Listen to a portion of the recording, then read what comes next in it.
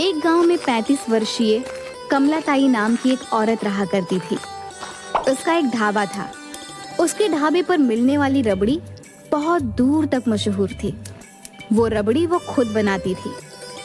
कमलाताई क्रूर और निर्दयी स्वभाव की थी। वह गांव में ब्याज पर पैसे उठाने के काम भी करती थी। इस काम के लिए उसने कुछ गुंडे भी पाल रखे थे। एक दिन गांव का सरपंच चतुर सिंह कमलाताई की रबड़ी खाने के लिए आया। कैसी हो कमलाताई? मैं तो हमेशा अच्छी होती हूँ चतुर सिंह जी। आप बताइए, सुबह सुबह आज आपको मेरी दुकान कैसे याद आ गई? क्या बताऊं कमलाताई, कल शाम को तुम्हारी दुकान की रबड़ी खाकर घर जाकर सो गया। पेट तो भर गया था, लेकिन अंदर से मन नहीं भरा। पूरी रात सपने में तुम्हारी रबड़ी ही आती रही। इसलिए सुबह उठकर तुम्हारी रबड़ी फिर से खाने के लिए आ गया। तब तो आपको कुछ घंटों का इंतजार करना पड़ेगा चतुर सिंह जी। मैं कुछ समझा नहीं। आप तो जानते हैं चतुर सिंह जी, मेरी दुकान की रबड़ी दोपहर के 12 बजे तक बनकर तैयार होती है। अरे, कुछ कल की रबड़ी अगर दुकान पर रखी हो तो वही खिला दो। चतुर सिंह जी, आप तो जानते ही हैं, मेरी दुकान पर दूर दूर के गांव के लोग रबड़ी खाने आते हैं। उनमें से बहुत सारे तो बगैर खाए ही लौट जाते हैं, क्योंकि रबड़ी खत्म हो जाती है। तो कल की रबड़ी बचने का तो कोई सवाल ही नहीं उठता।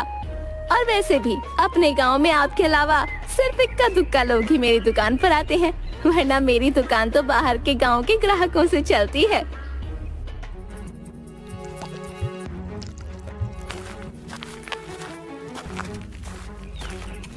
अरे मालकिन, अरे ये गांव वाले बेचारे आपकी रबड़ी कहाँ से खा लेंगे? मालकिन, इन बेचारों के ऊपर तो पहले से ही इतना कर्ज का बोझ है कि इन्हें तो एक वक्त की रोटी मिल जाए तो इनके लिए ये बहुत बड़ी बात है। तो कहना क्या चाहता है भैया? कुछ नहीं मालकिन, मैं तो बस ये कहना चाहता हूँ कि हमारे गांव में गरीबी बहुत ज्यादा है। मुझे बेवकूफ समझ रखा है तूने। मैं सब समझती हूँ। तू हंसी हंसी में मुझे ताने देता रहता है। अरे ढैया पर क्यों भड़क रही हो कमलाताई? वो बेचारा कुछ गलत थोड़ी ही ना बोल रहा है। हम सब जानते हैं कि पूरा गांव तुम्हारा कर्जदार है। उन बेचारों की जमीन जायदाद खेत सब तुम्हारे पास गिरवी रखे हैं, और वो बेचारे जीवन में ना कभी सूद सहित तुम्हारे पैसे लौटा पाएंगे और ना वो अपनी संपत्ति छुड़ा पाएंगे, क्योंकि अगर तुम किसी को 500 रुपए सूद पर देती हो तो अगले महीने उसका सूद ही 5000 हो जाता है। लेने वाला तो बेचारा वैसे ही मर जाएगा। अरे तो मैं क्या इन सब गांव वालों को घर घर जाकर जबरदस्ती कर्जा देती हूँ क्या? वो मेरी दुकान पर खुद आते हैं पैसे मांगने के लिए। पैसे देने से पहले मैं उन्हें सब बता देती हूँ कि मैं सूद और लोगों से थोड़ा ज्यादा लगाती हूँ। इसके बावजूद भी अगर वो नहीं मानते तो उसमें मैं क्या करूँ? और तुम तो इतने भोले बन रहे हो चतुर सिंह, जैसे कि तुम तो राजा हरिश्चंद्र की संतान हो। मुझे सब पता है शहर में तुम कौन सा काला कारोबार करते हो। अरे कमलाताई, तुम तो मेरी बात का बुरा मान गई। मैं तो बस तुमसे ये कहना चाहता हूँ कि अपने गांव के लोगों पर थोड़ा सा तरस खा लिया करो।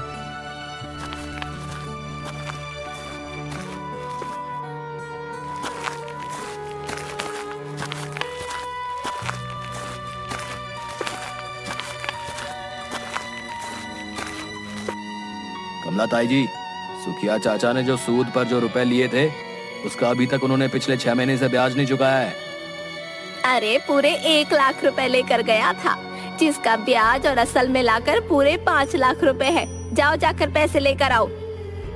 हम दोनों सुखिया से पैसे ही मांगने गए थे, लेकिन आज उसकी बेटी की शादी है। उसकी पत्नी बहुत रो पीट रही थी, इसलिए मजबूरी में हम दोनों को वापस आना पड़ा। अरे मुस्टंडो, रोज मेरी 2-2 किलो रबड़ी खा जाते हो और 3-3 किलो पी जाते हो दूध। ये सब मैं तुम्हें मुफ्त का नहीं खिलाती पिलाती। उस सुखिया की पत्नी ने तुम्हारे सामने तो आंसू क्या बहा दिए, तुम दोनों पिघल गए। चलो मेरे साथ, देखती हूँ कैसे पैसे नहीं देता सुखिया। आज तो मैं उससे अपनी पूरी रकम वसूल करके ही लौटूंगी।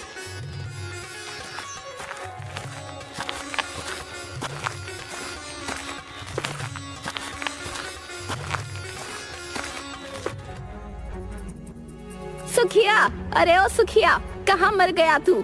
अरे कहाँ मुंह छुपाए बैठा है? हिम्मत है तो यहाँ आकर कमला ताई का सामना कर।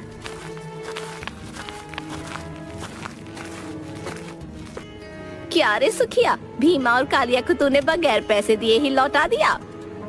कमला ताई जी, आज मेरी बेटी की शादी है। मुझे थोड़ी मोहलत और दे दीजिए, मैं आपके सारे पैसे सूद समेत वापस कर दूंगा। बस वही मैं तुझे नहीं दे सकती। तुझे जितनी मोहलत देनी थी मैंने दे दी। आज मैं अपने पूरे पैसे लेकर जाऊंगी।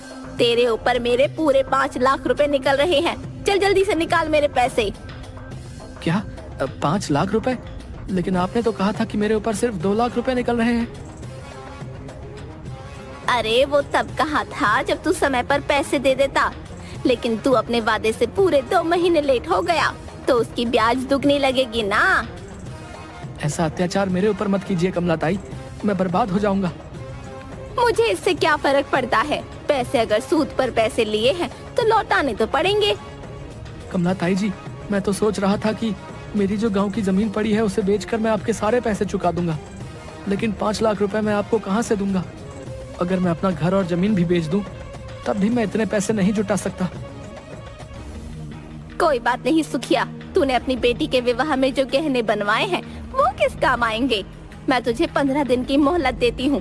15 दिन के अंदर इस घर को खाली कर देना।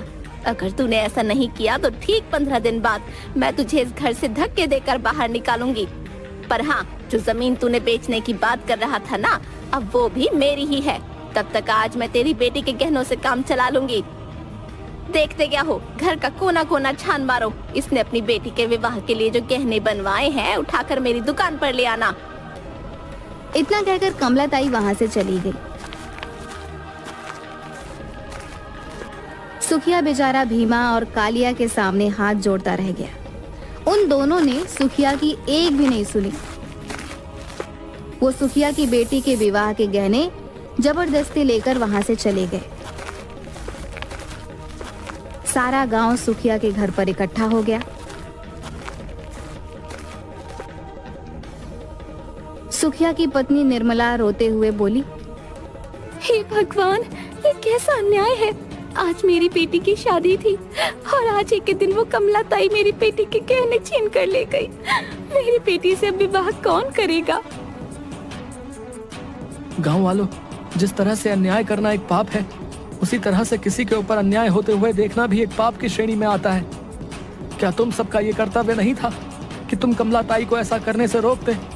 अगर ऐसा ही रहा तो वो दिन दूर नहीं जब सारा गांव कमला ताई का गुलाम बन जाएगा। बनता रह जाएगा नहीं सुखिया चाचा, बल्कि बन गया है। देखो इन चेहरों को, ये सिर्फ नाम के जीवित प्राणी हैं। मुझे तुझसे पूरी हमदर्दी है सुखिया, लेकिन तुझे कमला ताई से सूद पर पैसे लेने की आखिर ऐसी क्या जरूरत आ पड़ी थी? तुझे मैंने मना किया था, लेकिन तूने मेरे मना करने के बावजूद मेरी एक बात नहीं मानी और अंजाम तेरे सामने है। अरे मुझे तो पहले से ही पता था कि तेरे साथ कुछ ऐसा ही होगा। आप सही कहते हैं चतुर सिंह चाचा, लेकिन अब कमला ताई का कुछ ना कुछ तो करना पड़ेगा। उसका आतंक अब गांव में दिन ब दिन बढ़ता जा रहा है। अरे तू क्या कर लेगा रतन? गांव की पुलिस भी कमला ताई से मिली हुई है। टोंडे को महीने में अच्छी खासी रकम पहुंचाती है, इसलिए हम सब गांव वालों की कोई रिपोर्ट नहीं लिखता। अरे तो तुम किस काम के चतुर सिंह हो? सारे गांव वालों ने मिलकर तुम्हें अपना चतुर सिंह चुना है।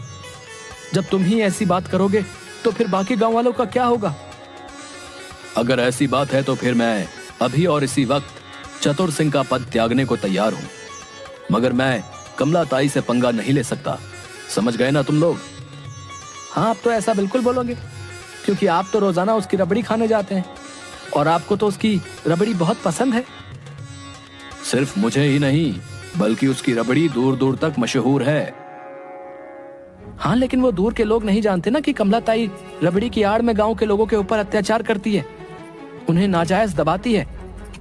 आप सबको ये कायरों भरा जीवन मुबारक हो, मगर मैं इस कायरता में नहीं रह सकता। मैं जा रहा हूं गांव छोड़कर। अगर जाना चाहता है तो जा, हम सब के ऊपर ठीकरा फोड़कर क्यों जा रहा है? इतनी ही ज्यादा अगर तेरे मन में सच्चाई की आग लगी हुई है तो जाकर तो खुद कमला ताई से बात क्यों नहीं कर लेता? और अगर खुद बात नहीं कर सकता तो जाकर उसके खिलाफ थाने में रिपोर्ट दर्ज कर दे। गांव छोड़ने से पहले ये काम भी जरूर करूंगा मैं। तुम्हारी तरह कायर नहीं हूं चतुर सिंह जी।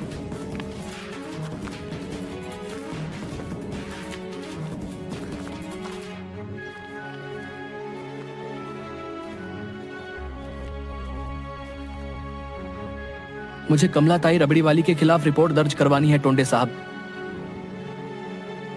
अच्छा, क्या किया कमलाताई ने तेरे साथ? मेरे साथ नहीं, लेकिन गांव वालों के साथ जरूर किया है। कमलाताई रबड़ी बेचने की आड़ में गांव वालों को नाजायज दबाती है। उन्हें कम पैसे कर्ज पर देकर बहुत भारी ब्याज वसूलती है और ब्याज न दे पाने की सूरत में उनके मकान और उनकी जमीन पर कब्जा कर लेती है। तुझे शर्म नहीं आती एक विधवा पर ऐसा इल्जाम लगाते हुए? एक तो उस बेचारी का पति 10 साल पहले मर चुका है, तब से वो बेचारी रबड़ी बेच बेच कर अपना धंधा कर रही है। सीधी तरह से यहाँ से निकल जा, वरना इतना मारूंगा कि सारी सच्चाई गिरी निकल जाएगी। निकल यहाँ से अब।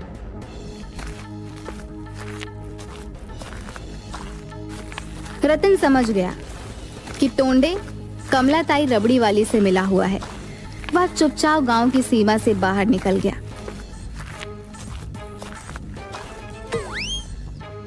माफ करना भाई, अंधेरे की वजह से मैं आपको देख नहीं पाया। कोई बात नहीं, वैसे तुम काफी चिंतित नजर आ रहे हो। सब कुछ ठीक तो है ना? मैं गांव छोड़कर जा रहा हूँ। गांव छोड़कर जा रहे हो? लेकिन क्यों? अब तुम्हें क्या बताऊं, तुम तो वैसे भी परदेसी गांव के लगते हो। तुम मुझे गांव की हर बात बता सकते हो रतन। तुम मेरा नाम कैसे जानते हो? मैं तुम्हें भी जानता हूं और तुम्हारे माता पिता को भी जानता हूं। ये बात अलग है कि जब मैंने तुम्हें आखिरी बार देखा था तब तुम 15 साल के थे, लेकिन आज तुम 25 साल के गबरू जवान हो चुके हो। मुझे आपकी आवाज पहली बार जानी पहचानी महसूस तो हुई थी। अब कौन है आप? वो सब छोड़ो, ये बताओ कि तुम गांव छोड़कर क्यों जाना चाहते हो? गांव में सब कुछ ठीक तो है ना?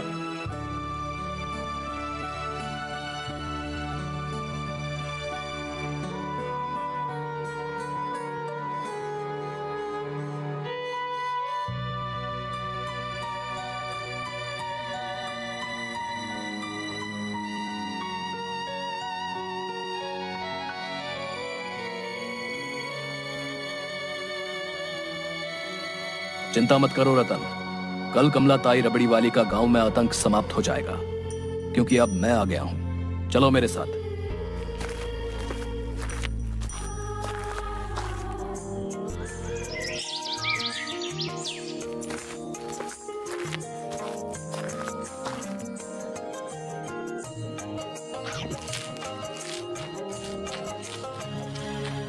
ये व्यक्ति इस गांव का तो नहीं लगता, लेकिन फिर भी पता नहीं क्यों इसकी शक्ल काफी जानी पहचानी महसूस होती है। अरे क्या खाक जानी पहचानी महसूस होती है? पूरे 2 किलो रबड़ी खा चुका है अब तक। लेकिन आपने एक बात पर गौर नहीं किया, ये व्यक्ति जब से यहाँ पर बैठा है तब से तो बाहर ग्राहकों की भीड़ और ज्यादा लगी हुई है। तो तू कहना क्या चाहता है? इस व्यक्ति के शुभ कदम से मेरे दुकान पर ग्राहकों की भीड़ लगी हुई है। अरे इसके जैसे पता नहीं कितने आते हैं कितने जाते हैं। इसकी शक्ल तो देख, कितना गंदा मालूम होता है। ऐसा लगता है इसने बरसों से अपनी दाढ़ी और बाल नहीं कटवाए। मुझे तो सोच सोच कर घबराहट हो रही है। पता नहीं इसके पास पैसे भी होंगे या नहीं। सही कह रही हो कमलाताई। वैसे अगर इसके पास पैसे नहीं निकले तो आप क्या करेंगी? मैं कुछ समझा नहीं। कमलाताई ने तो बताया था कि 10 साल पहले रात के वक्त तुम्हारा ट्रेन से पैर फिसल जाने की वजह से देहांत हो गया, और हम सब गांव वालों ने उसकी बात पर यकीन कर लिया। झूठ बोलती है कमलाताई। सच तो यह है कि ट्रेन में इसने मुझे धक्का दिया था, क्योंकि मेरी सारी जायदाद पर कब्जा करना चाहती थी। मुझसे पहले न जाने ये कितने लोगों को धोखा दे चुकी थी, लेकिन मुझे ट्रेन से धक्का देकर फिर ये इसी गांव में ही रहने लगी और इसने अपना धंधा बदल लिया। मेरे पैसों का गलत इस्तेमाल किया है कमलाताई ने। मेरी मेहनत की कमाई गांव वालों को कर्जे के रूप में देकर उनसे उनका सब कुछ छीन लेना। आजकल यही धंधा अपना रखा है इस कमलाताई ने। ये झूठ बोल रहे हैं। क्या सबूत है इसके पास कि मेरा पति है? कमलाताई, झूठ ये नहीं, झूठ तुम बोल रही हो। ये रमेश ही है। भला क्या मैं रमेश को नहीं पहचानता? और सिर्फ मैं ही नहीं बल्कि सारा गांव पहचानता है। क्या सबूत है कि मैं इनको ट्रेन से धक्का देकर आई? अगर इनके पास सबूत है तो ये गांव के टोंडे के यहाँ जाकर रपट लिखवाकर मुझे गिरफ्तार करवा दें। मैं जानता हूँ कि टोंडे तुमसे मिला हुआ है, इसलिए मैं पहले से ही बंदोबस्त करके आया हूँ। तभी भीड़ में से कुछ पुलिस वाले निकलकर कमलाताई के सामने आकर खड़े हो गए। उन पुलिस वालों को देखकर कमलाताई बुरी तरह से डर गई और उसने अपना सारा जुर्म कबूल कर लिया। पुलिस ने कमलाताई को गिरफ्तार करके जेल में भेज दिया और रमेश खुशी खुशी गांव में रहने लगा। अब कमलाताई का आतंक गांव से समाप्त हो गया था।